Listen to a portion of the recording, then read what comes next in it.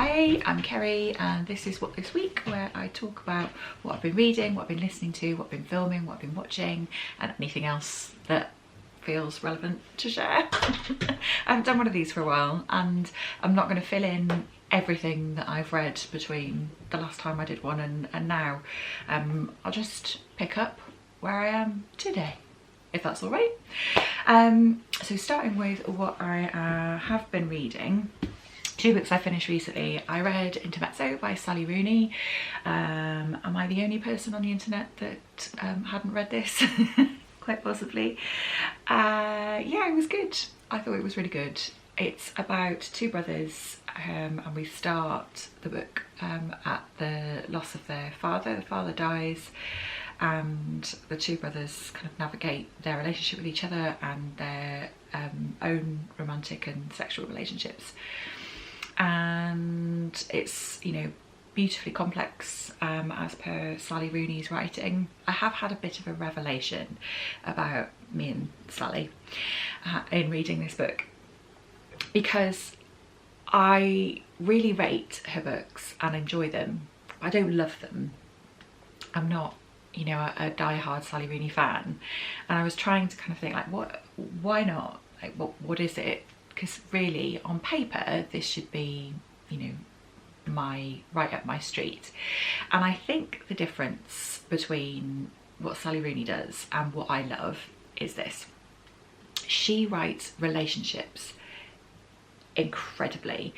Her way of describing the way that people relate to each other and that connectedness and disconnection is exquisite. She does that really, really well. Love that. However, the actual characters themselves, I think, can be a bit lacking. So she writes the connections and how characters relate to each other brilliantly, but the characters themselves, if you plucked them out of that storyline or out of how they relate to the other characters and put them, you know, on a spotlight on their own, I don't think they stand up. I think that's what it is. I think that's why, you know, because I'm a character writing girly, I think that's what would take Rooney's writing from a really like to a love for me, is if those characters were more fleshed out. But what she does brilliantly. So that's my hot take on Intermezzo. The other book that I have read is This Is How You Lose the Time. I can't ever get this title right. This Is How You Lose the Time War by Amal, El-Mohtar and Max Gladstone. This is a very short book and it's epistolary, so it's written using kind of letters back and forth, these two characters, Red and Blue, and it's a kind of time travel thing. There's a war going on, they're on opposite sides, they start kind of taunting each other, but that communication soon turns into a connection. I'm not going to say any more. Oh God, I so wanted to love this book. I really, really did. And I very genuinely think what it achieved is incredible. I think in theory, it was a really clever book. The plot was really, really clever. I just didn't like reading it. I found the writing to be, well, word salad. Basically, because you're hopping about in time and because it's such a short book, there's loads of kind of, and for the most part it's set in the future, there's loads of stuff that's like referred to as the norm that is just not, it's alien to us literally. And I'm constantly thinking like, do I need to know what that is? Like, what does that mean? I mean, am I inferring that reference correctly? And because I'm second guessing myself, I'm sure it's the way that I read, because if I could just discount all of that and focus on the connection between the characters and what's going on between the two of them, I think that would be lovely. But if we're meant to do that, then why put in all the other stuff? Yeah, so I found the writing to be a bit word salady. So I didn't enjoy reading it. It took me bloody ages, but I would still encourage you to give it a go if you're curious, because you know what it achieves is really interesting, and maybe you would get on with the writing much better than I did. What I'm currently reading, I started Claire Keegan's Antarctica this morning. This is a short story collection. I heart Claire Keegan, so I've got no doubt that I will enjoy these. First one was really good. Yeah, so that's where I am with that. And I have also started Butter by Asako Yuzuki, and it's translated by Barton. I've actually started listening to this, but I can kind of dip in and out of the hard copy too. So that's where I am with my reading. I have decided that I am not going to do any TBRs or any planning or any vlogging for December. I have smashed my reading goals.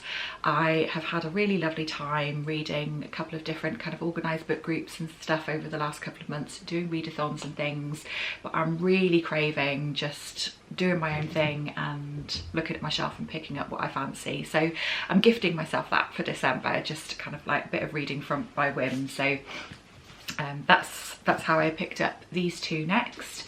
I've no idea what I'll go to after that. I have to say, like, I've decided to do that. I was like, yeah, that's a good idea. And then it took me a good couple of days to choose a book. Like, got that kind of overwhelm of choice, and like, I don't know if you saw my vlog recently, but one of the books that I read in that was The Paradox of Choice by Barry Schwartz, and he talks about having too much choice being not very good for us because we kind of get choice paralysis, and we kind of like worry about FOMO or worry about picking the wrong thing, and we overthink those decisions. That was me. That was absolutely me, looking at my enormous TBR shelf and thinking, oh, I don't know what the right thing is to pick first. But anyway, we've got to get a grip and get on with that. So I did. I picked Antarctica and Butter. But yeah, those are my reading plans for December. Just kind of like go with the flow and yeah, do whatever I fancy. I'm part of 2 book clubs, and the one book that we have for December I'm not sure about, but it's short, so I'm going to leave that until later in the month, and if I feel like it, I'll pick it up. And the other book club hasn't picked yet, but it's going to be a Christmas book, and there's lots of thrillers in the mix. And again, if it's something that I don't fancy this time, I'm giving myself permission to opt out and just read whatever I fancy for the rest of this year. So that's cool. What else have I got to tell you about? So I mentioned that the last vlog that I posted was TBR The Haunting, which was good fun to make. I enjoyed messing around with some editing and learnt some new skills, which is good for our brains and good for our well-being. So if you haven't watched that yet, please do check it out. I'll try and remember to link it in the cards and in the description too. And another very exciting thing which has happened is it's the 1st of December today, and so I have started opening my book advent calendar. I won't show you, hang on, hold please.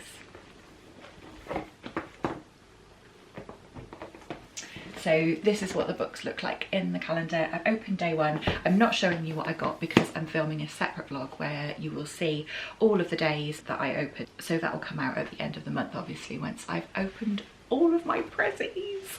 But yeah, super cool. I was really childlike excited about opening that this morning. We've watched loads of stuff since I spoke to you last, so I can't go through all of that. One of the things that we watched and finished is The Diplomat, which is on Netflix. It's a really brilliant series. If you haven't watched it, it's got a strong female lead, it's got political intrigue, it's about an American ambassador who is kind of a bit kind of gritty, and she thinks she's going off to be ambassador for Syria or somewhere like that, and she gets detoured and ends up having to be the ambassador to the UK. And yeah, it's all about her kind of like political journey. And so this is the 2nd series that's just come out recently. And it's really great. It's really captivating and entertaining, but it's also quite witty and quite funny in places. It isn't a comedy, but there is humour in it. It's a lot like if you enjoyed The West Wing, which I loved. If you enjoyed The West Wing, then I think you would probably like The Diplomat. I've also watched 2 book to screen adaptations recently.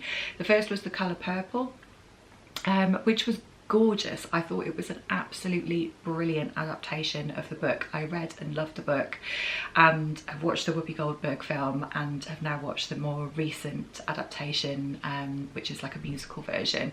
Just absolutely stunning. If you've read the book, then I'd really recommend the adaptation. It was gorgeous, really true to the book, I think. Except to say, I read the book that Shuggy and Cecile's relationship was not platonic, but the film, it is very platonic. What about you? If you've read The Colour Purple, I thought there was like a romantic relationship between those two, but that wasn't the case in the film. I wondered if that was edited out. But otherwise, yeah, really enjoyed that. The other adaptation that I went to watch is Small Things Like These. So the book is by Claire Keegan, and Cillian Murphy starred in the film. Went to the cinema to watch this. I enjoyed it, it was good, but he's not my Bill. That's not how I imagined Bill to be in the book at all. I really envisaged him to be this kind of like on the surface, very kind of man about town, chatty, quite charismatic. He delivers coal and wood for fuel to people in the community, and just imagine him kind of like chatting with all his customers, but then there's all this kind of like inner turmoil going on underneath the surface. Whereas Cillian Murphy's character very much played the turmoil all over his face all of the time. Brilliantly, because that's what Cillian Murphy does, but that's not how I imagined Bill to be. But yeah, I enjoyed it all the same. Other series that we're watching and really enjoying at the moment is Lionesses on Paramount. It's about a group of kind of high ops American soldiers who kind of go off and do really covert, really high risk stuff, and they implant usually a woman into an undercover situation. So this is the second series of that. Really loved the first one, really enjoying the second one. It's got Zoe Saldana in it. Yes, it's absolutely brilliant. That's Lionesses. We really enjoy that. The other thing that started again is Yellowstone. We love Yellowstone, massive fans of that. It's got, well, the series stars Kevin Costner. However, controversially, he's been written out of the latest section of the series. So you know how in America sometimes they have a series like part 1 and part 2. So they've just released part 2 of whatever series we're on.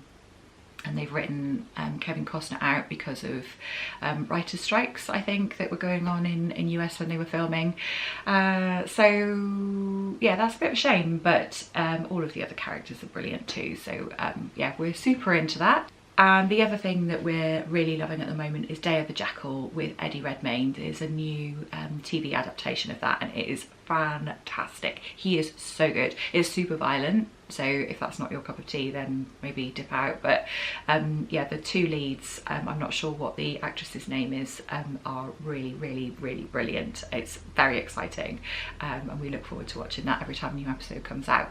And lastly, just to be, you know, a bit seasonal, we thought we'd watch a Christmas film last night, which Duncan chose. He's lost his film choosing rights for a little while, and that was Dear Santa with what's his name? With Jack Black in it. So the premise is a little boy writes to Santa, but he's got dyslexia, so he spells it wrong and accidentally writes to Satan. And that's the story. But it was it was pretty shit. Just to put that out there. If that's on your holiday watch list, then be prepared.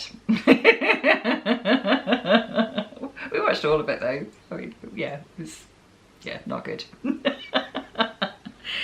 Yeah, so okay, so that's everything that I've been reading, listening to, watching, etc. What else have I got to tell you about? So I am part of a singing group, and we're very kind of like low-key and chill and like don't take ourselves too seriously. But we did do a performance on Friday at our local town's Christmas light switch on, and it was so good. watching the videos back now, like, we sound really good. I will link to something on YouTube. I think we've managed to mash up some footage of people filming from the audience. I'll link to that down below. It'd be lovely if you go over and check out Sing for the Soul with Dreamstar Studios. That would be really sweet of you. But yeah, we had a great time, but there was high drama because so we had this like half an hour set, and then a couple of weeks ago they emailed and said, oh no, we need to cut it down to 20 minutes. So we cut out a few songs that we've been practicing. That was okay. So cut it down to 5 songs, 20 minutes. And when we finished our 4th song, the compere guy like literally barged onto the stage from the back through the whole group of us to the microphone and was like, right, that's it, and kicked us off early. Like, how outrageous is that? Everybody was so cross. They were running late, I think, and so booted us off, but funnily enough didn't cut the male voice choir short. But yeah, it was high drama, but anyway, we had a lovely time and we did really well, and yeah, it was great. So, you know, a bit of drama. So yeah, that was super exciting. So I think that's it from me. I will probably just, in that case, carry on with what this week's for the rest of this year. One thing I had been thinking about was to do a gift guide, but I have more non-bookish suggestions than bookish ones. If you're gift guided out, then that's fine. But if you would really like a gift guide that's not bookish particularly, then do let me know. I've written a little list, so I can either do that or keep it in my back pocket for another year. I hope that you're looking after yourself, and if you haven't already, have a massive glass of water because we are all dehydrated. I will see you again in the next video. Thanks for watching. Bye bye.